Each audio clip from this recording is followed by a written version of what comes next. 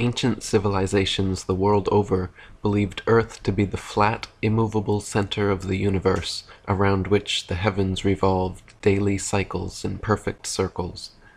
This stable geocentric universe, proven true by experience and experiments, which reigned undisputed for thousands of years, adequately explaining all earthly and celestial phenomena, was violently uprooted, spun around, and sent flying through infinite space by a cabal of sun-worshipping theoretical astronomers. Early Masonic magicians like Copernicus, Kepler, Galileo, and Newton, along with their modern Masonic astronaut counterparts like Armstrong, Aldrin, and Collins, hand in hand with NASA and world Freemasonry, have pulled off the greatest hoax, propagated the most phenomenal lie, and perpetuated the most complete indoctrination in history. Over the course of 500 years, using everything from books, magazines, and television to computer-generated imaging, a multi-generational conspiracy has succeeded in the minds of the masses to pick up the fixed earth, shape it into a ball, spin it in circles, and throw it around the sun. In schools where every professor's desk is adorned with a spinning earth globe, we are lectured on the heliocentric theory of the universe, shown images of ball planets, and videos of men suspended in space. The illusion created, connivingly convincing, has entranced the world's population into blindly believing a maleficent myth. The greatest cover-up of all time, NASA and Freemasonry's biggest secret, is that we are living on a plane, not a planet, that Earth is the flat, stationary center of the universe. Lady Blunt wrote, "We are told that though the Earth has the appearance of being a vast plain with the sun moving high above and over the Earth, that what we see is a deception, it is an optical illusion, for it is not the sun that moves, but the Earth, with the sea and all that in them is, in the form of a globe, whizzing with terrific rapidity round the sun, located millions of miles away, its mean distance being assumed to be 91 millions of miles, and that the Earth travels at a rate of 68,000 miles an hour, or 19 miles every second." Alan Daves said, "If the government or NASA had said to you that the Earth is stationary, imagine that. And then imagine we are trying to convince people that no, it's not stationary. It's moving forward at 32 times rifle bullet speed and spinning at 1,000 miles per hour. We would be laughed at. We would have so many people telling us, 'You are crazy. The Earth's not moving.' We would be ridiculed for having no scientific backing for this convoluted moving Earth theory. And not only that, but then people would say, 'Oh, then how do you explain a fixed calm atmosphere and the sun's observable movement? How do you explain that?' Imagine saying to people, 'No, the atmosphere is moving also, but is somehow magically velcroed to the moving Earth. The reason is not simply because the Earth is stationary.' So, what we are actually doing is what makes sense. We are saying that the moving Earth theory is nonsense. The stationary Earth theory makes sense, and we are being ridiculed. You've got to picture it being the other way around to realize just how ridiculous this situation is. This theory from the government and NASA that the Earth is rotating and orbiting and leaning over and wobbling is absolute nonsense, and yet people are clinging to it tightly, like a teddy bear. They just can't bring themselves to face the possibility that the Earth is stationary, though all the evidence shows it. We feel no movement. The atmosphere hasn't been blown away. We see the sun move from east to west. Everything can be explained by a motionless Earth without bringing in all these assumptions to cover up previous assumptions gone bad. If the Earth were truly a spinning ball orbiting the sun, there are several tests and experiments which could be and have been conducted to prove or disprove the veracity of such a claim. For example, Danish astronomer Tycho Brahe famously argued against the heliocentric theory in his time, positing that if the Earth revolved in an orbit around the Sun, the change in relative position of the stars after 6 months of orbital motion could not fail to be seen. He argued that the stars should seem to separate as we approach and come together as we recede. In actual fact, however, almost 200 million miles of supposed orbit around the Sun, and not a single inch of parallax can be detected in the stars. Thomas Winship wrote, "If the Earth is at a given point in space on, say, January 1st, and according to present-day science at a distance of 190 million miles from that point 6 months afterwards, it follows that the relative position and directions of the stars will have greatly changed, however small the angle of parallax may be. That this great change is nowhere apparent and has never been observed incontestably proves that the Earth is at rest, that it does not move in an orbit round the Sun." Samuel Rowbotham wrote, "Take 2 carefully bored metallic tubes, not less than 6 feet in length, and place them 1 yard asunder on the opposite sides of a wooden frame or a solid block of wood or stone. So adjust them that their centers of axes of vision shall be perfectly parallel to each other. Now direct them to the plane of some notable fixed star a few seconds previous to its meridian time. Let an observer be stationed at each tube, and the moment the star appears in the first tube, let a loud knock or other signal be given, to be repeated by the observer at the second tube when he first sees the same star. A distinct period of time will elapse between the signals given. The signals will follow each other in very rapid succession, but still the time between is sufficient to show that the same star is not visible at the same moment by 2 parallel lines of sight when only 1 yard asunder. A slight inclination of the second tube towards the first tube would be required for the star to be seen through both tubes at the same instant. Let the tubes remain in their position for 6 months, at the end of which time the same observation or experiment will produce the same results. The star will be visible at the same meridian time, without the slightest alteration being required in the direction of the tubes, from which it is concluded that if the Earth had moved 1 single yard in an orbit through space, there would at least be observed the slight inclination of the tube, which the difference in position of 1 yard had previously required. But as no such difference in the direction of the tube is required, the conclusion is unavoidable, that in 6 months a given meridian upon the Earth's surface does not move a single yard, and therefore that the Earth has not the slightest degree of orbital motion. When Tycho Brahe demonstrated that after 190 million miles of supposed orbit around the Sun, not a single inch of parallax could be detected, desperate heliocentrists, instead of conceding, doubled down, claiming the stars were all actually trillions upon trillions of miles away from us, so distant that no appreciable parallax could ever be detected. This convenient explanation, which heliocentrists have clung to for centuries, has proven satisfactory to silence the uninquisitive minds of the masses, but still fails to adequately address many observable phenomena, such as our wildly implausible synchronization with Polaris. William Carpenter wrote, "The idea that the Earth, if it were a globe, could possibly move in an orbit of hundreds of millions of miles with such exactitude that the crosshairs in a telescope fixed on its surface would appear to glide gently over a star millions of miles away, is simply monstrous, whereas with a fixed telescope it matters not the distance of the stars, though we suppose them to be as far off as the astronomer supposes them to be, for, as Mr. Richard Proctor himself says, the further away they are, the less they will seem to shift. Why in the name of common sense should observers have to fix their telescopes on solid stone bases so that they should not move a hair's breadth, if the Earth on which they fix them moves at the rate of 19 miles in a second? Indeed, to believe that Mr. Proctor's mass of 6,000 million tons is rolling, surging, flying, darting on through space forever, with a velocity compared with which a shot from a cannon is a very slow coach, with such unerring accuracy that a telescope fixed on granite pillars in an observatory will not enable a lynx-eyed astronomer to detect a variation in its onward motion of the 1,000th part of a hair's breadth, is to conceive a miracle compared with which all the miracles on record put together would sink into utter insignificance.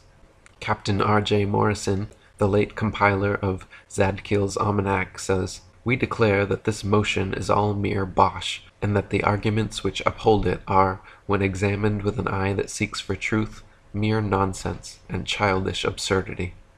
Another experiment repeatedly performed to disprove Earth's supposed rotation under our feet is firing cannonballs vertically and horizontally in all cardinal directions.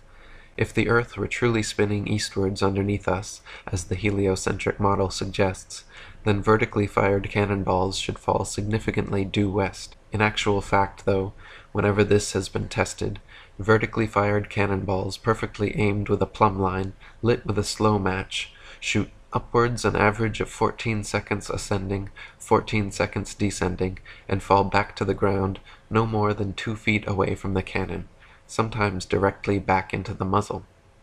If the Earth were actually spinning at the supposed rate of 600 to 700 miles per hour at the mid-latitudes of England and America, where the tests have been performed, the cannonballs should fall a full 8,400 feet, or over a mile and a half, behind the cannon. Again, at this point, instead of conceding, desperate heliocentrists triple down, claiming the reason cannonballs fall straight back is because the magical properties of gravity allow Earth to somehow drag the entire lower atmosphere in perfect synchronization with its axial spin, rendering even such breakneck speeds completely unnoticeable to the observer and unmeasurable by experimentation. This highly implausible, though clever and convenient explanation only holds for vertically fired cannons, however. If cannons are instead fired and measured in all cardinal directions, even the heliocentrist's atmospheric Velcro trump card becomes unplayable. North-south firing cannonballs establish a control, then east-firing cannonballs should fall significantly farther than all others, and west-firing cannonballs should fall significantly closer due to the supposed 1,000-mile-per-hour eastward rotation of the Earth. In actual fact, however, regardless of which direction cannons are fired, north, south, east, or west, the distance covered is always the same. Dr. Samuel Rowbotham wrote, "When sitting in a rapidly moving railway carriage, let a spring gun be fired forward, or in the direction in which the train is moving. Again let the same gun be fired, but in the opposite direction, and it will be found that the ball or other projectile will always go farther in the first case than in the latter. If a person leaps backward from a horse in full gallop, he cannot jump so great a distance as he can by jumping forward. Leaping from a moving sledge, coach, or other object backwards or forwards, the same results are experienced. Many other practical cases could be cited to show that any body projected from another body in motion does not exhibit the same behavior as it does when projected from a body at rest. Nor are the results the same when projected in the same direction as that in which the body moves, as when projected in the opposite direction, because, in the former case, the projected body receives its momentum from the projectile force plus that given to it by the moving body, and in the latter case, this momentum minus that of the moving body.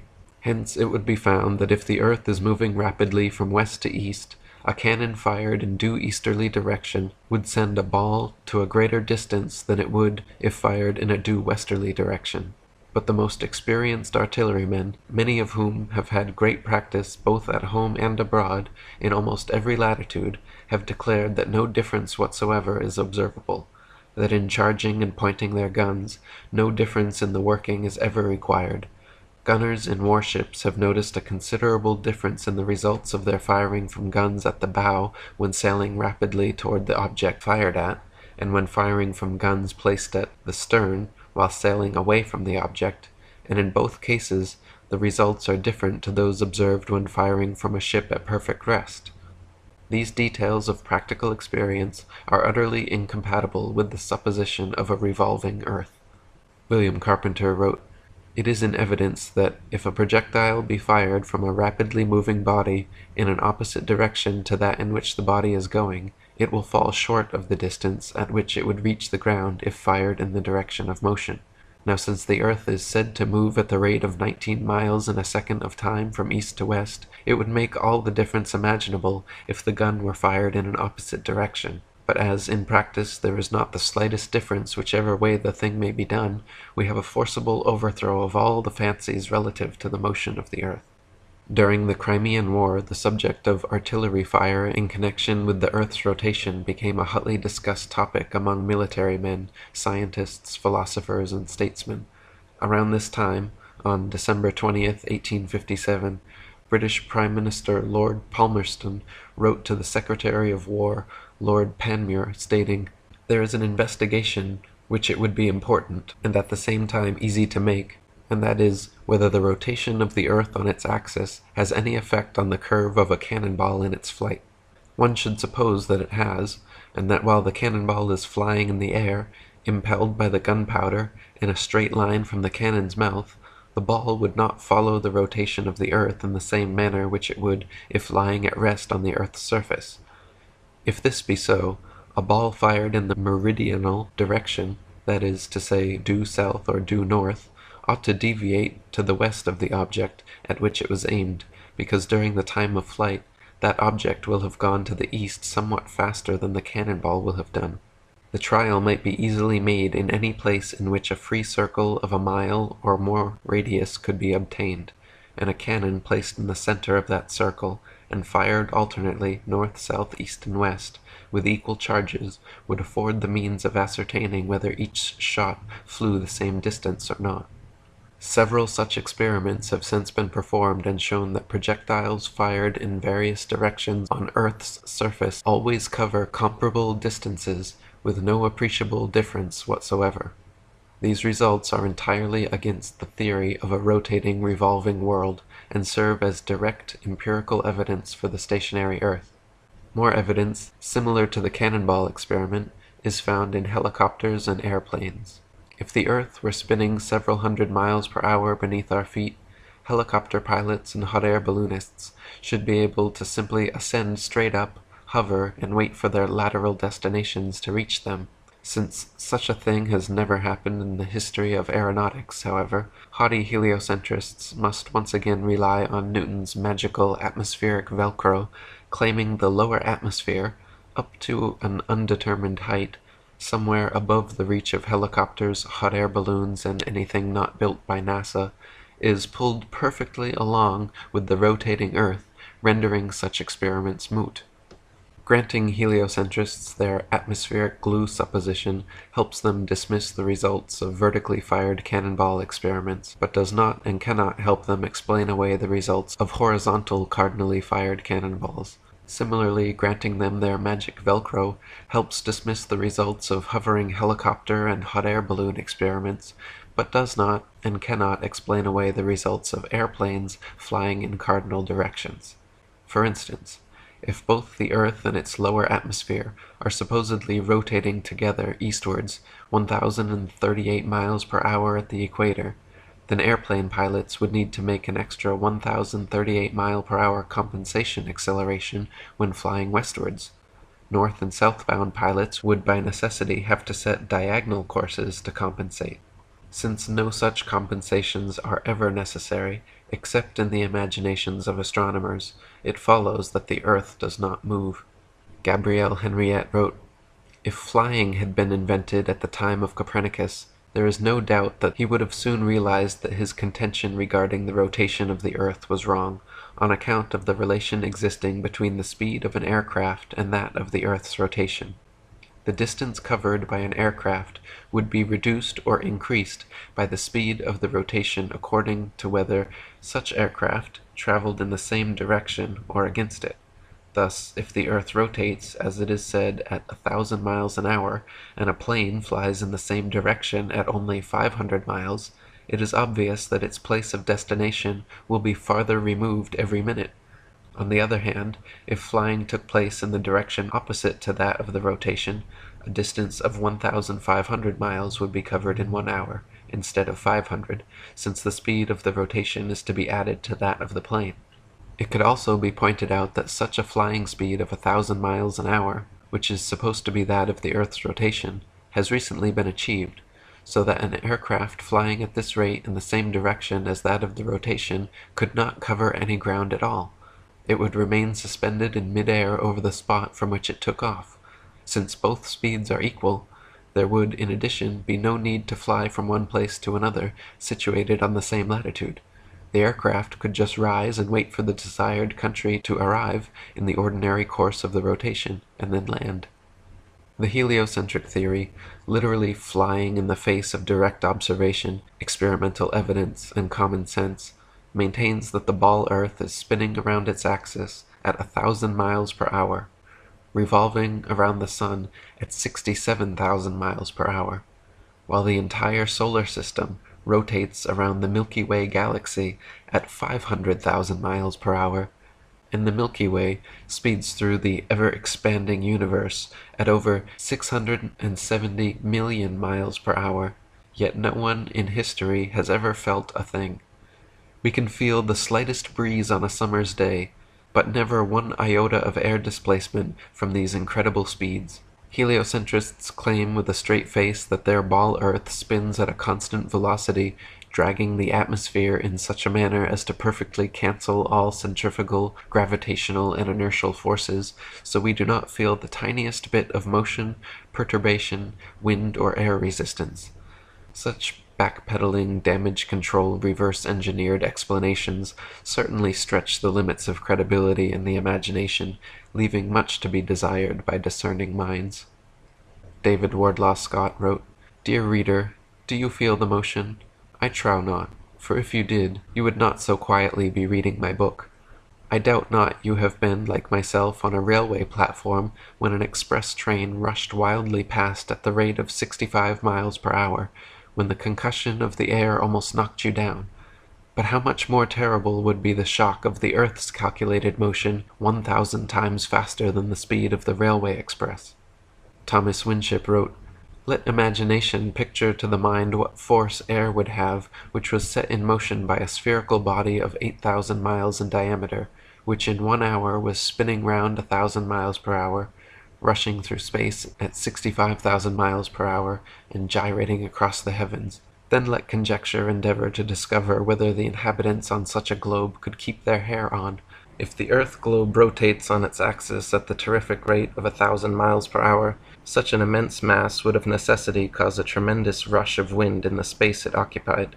The wind would go all one way, and anything like clouds which got within the sphere of influence of the rotating sphere would have to go the same way. The fact that the earth is at rest is proved by kite flying. If the earth and atmosphere are constantly revolving eastwards at 1,000 miles per hour, how is it that clouds, wind, and weather patterns casually and unpredictably go every which way, often traveling in opposing directions simultaneously?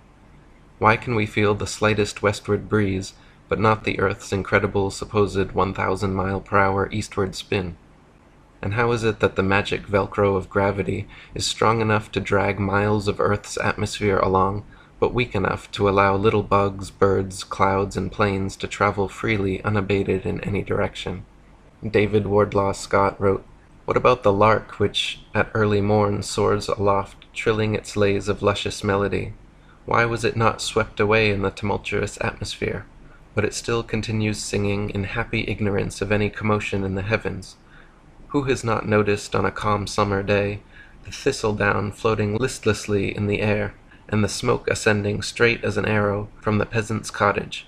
Would not such light things as thistledown and smoke have to obey the impulse and go with the earth also? But they do not."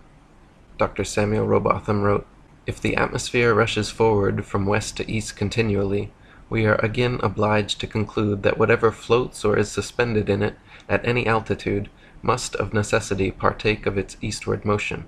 A piece of cork or any other body floating in still water will be motionless, but let the water be put in motion in any direction whatever, and the floating bodies will move with it, in the same direction and with the same velocity. Let the experiment be tried in every possible way, and these results will invariably follow. Hence, if the earth's atmosphere is in constant motion from west to east, all the different strata which are known to exist in it, and all the various kinds of clouds and vapors which float in it, must of mechanical necessity move rapidly eastwards. But what is the fact? If we fix upon any star as a standard or datum outside the visible atmosphere, we may sometimes observe a stratum of clouds going for hours together in a direction the very opposite to that in which the earth is supposed to be moving. Not only may a stratum of clouds be seen moving rapidly from east to west, but at the same moment other strata may often be seen moving from north to south, or from south to north. It is a fact well known to aeronauts that several strata of atmospheric air are often moving in as many different directions at the same time. On almost any moonlit and cloudy night, different strata may be seen not only moving in different directions, but, at the same time, moving with different velocities, some floating past the face of the moon rapidly and uniformly, and others passing gently along, sometimes becoming stationary, then starting fitfully into motion, and often standing still for minutes together. In his book South Sea Voyages, Arctic and Antarctic explorer Sir James Clark Ross described his experience on the night of November 27, 1839, and his conclusion that the Earth must be motionless. The sky being very clear, the planet Venus was seen near the zenith, notwithstanding the brightness of the meridian sun. It enabled us to observe the higher stratum of clouds to be moving in an exactly opposite direction to that of the wind, a circumstance which is frequently recorded in our meteorological journal, both in the northeast and southeast trades, and has also been observed by former voyagers. Captain Basil Hall witnessed it from the summit of the Peak of Teneriffe, and Count Strzelecki, on ascending the volcanic mountain of Kyrenia, in Oahe, reached at 4,000 feet, an elevation above that of the trade wind, and experienced the influence of an opposite current of air of a different hygrometric and thermometric condition. Count Strzelecki further informed me of the following seemingly anomalous circumstance: that at the height of 6,000 feet he found the current of air blowing at right angles to both the lower strata, also of a different hydrometric and thermometric condition, but warmer than the inner stratum. Such a state of the atmosphere is compatible only with the fact which other evidence has demonstrated, that the earth is at rest. William Carpenter wrote, "It is a well-known fact that clouds are continually seen moving in all manner of direction. Yes, and frequently in different directions at the same time, from west to east being as frequent a direction as any other. Now if the earth were a globe revolving through space west to east at a rate of 19 miles in a second, the clouds appearing to us to move towards the east would have to move quicker than 19 miles in a second to be thus seen, whilst those which appear to be moving in the opposite direction would have no necessity to be moving at all, since the motion of the earth would be more than sufficient to cause that appearance. But it only takes a little common sense to show us that it is the clouds that move, just as they appear to do, and that therefore the earth is motionless." Heliocentrists believe the world beneath their feet is spinning at a mind-numbing 1,038 miles per hour at the equator, while perfectly pulling the entire atmosphere along for the ride. Meanwhile, at the mid-latitudes of USA and Europe, they believe the world and atmosphere spin around 900 to 700 miles per hour, decreasing gradually all the way down to 0 miles per hour at the North and South Poles, where the stagnant atmosphere apparently never moves, completely escaping the grips of gravity's magic Velcro. This means, at all latitudes, every inch of the way, the atmosphere manages to perfectly coincide with the supposed speed of the earth, compensating from 0 miles per hour at the poles all the way up to 1,038 miles per hour at the equator, and every speed in between. These are all lofty assumptions heliocentrists make without any experimental evidence to back them up. Marshall Hall said, "In short, the sun, moon, and stars are actually doing precisely what everyone throughout all history has seen them do. We do not believe what our eyes tell us because we have been taught a counterfeit system which demands that we believe what has never been confirmed by observation and experiment. That counterfeit system demands that the earth rotate on an axis every 24 hours at a speed of over 1,000 miles per hour at the equator. No one has ever seen or felt such movement, nor seen or felt the 67,000 mile per hour speed of the Earth's alleged orbit around the Sun, or its 500,000 mile per hour alleged speed around a galaxy, or its retreat from an alleged Big Bang at over 670 million miles per hour. Remember, no experiment has ever shown the Earth to be moving. Add to that the fact that the alleged rotational speed we've all been taught as scientific fact must decrease every inch or mile one goes north or south of the equator, and it becomes readily apparent that such things as accurate as aerial bombing in World War II down a chimney from 25,000 feet with a plane going any direction at high speed would have been impossible if calculated on an Earth moving below at several hundred miles per hour and changing constantly with the latitude. Before heliocentric indoctrination, any child will look up to the sky and notice that the sun, moon, and stars all revolve around a stationary earth. All evidence from our perspective clearly demonstrates that we are fixed, and the heavenly bodies circle around us. We feel the earth as motionless, and observe the sun, moon, stars, and planets to be moving entities. To suspend this common-sense geocentric perspective and assume that it is actually the earth rotating beneath us daily while revolving around the sun yearly is quite a theoretical leap to take without any empirical evidence to land on. Alan Daves said, "Ignorant folk think that such minority opinions as geocentrism are conspiracy theories. There is a real conspiracy for sure, but the sad thing is it is mostly a conspiracy of willful and apathetic ignorance for numerous reasons. The very people who would call geocentrists quack conspiracy theorists are either themselves completely ignorant of even modern cosmological axioms and principles of gravitation and mechanics, or they are just playing stupid, hoping no one will notice or call their bluff. What's even more hilarious is the fact that even folk like Stephen Hawking and a few intellectually honest physicists and cosmologists who would read what we are saying and are capable of understanding it know that what we have been saying is absolutely true. Not only do they admit that, but even snicker about it to each other. But they won't dare to address that too openly with the dumb, ignorant masses. Best not to confuse the common folk with unnecessary information and facts. Even more sad are all the others out there who don't have a clue what I'm saying here and shake their heads, thinking they know something about physics that tells them that the Earth moves.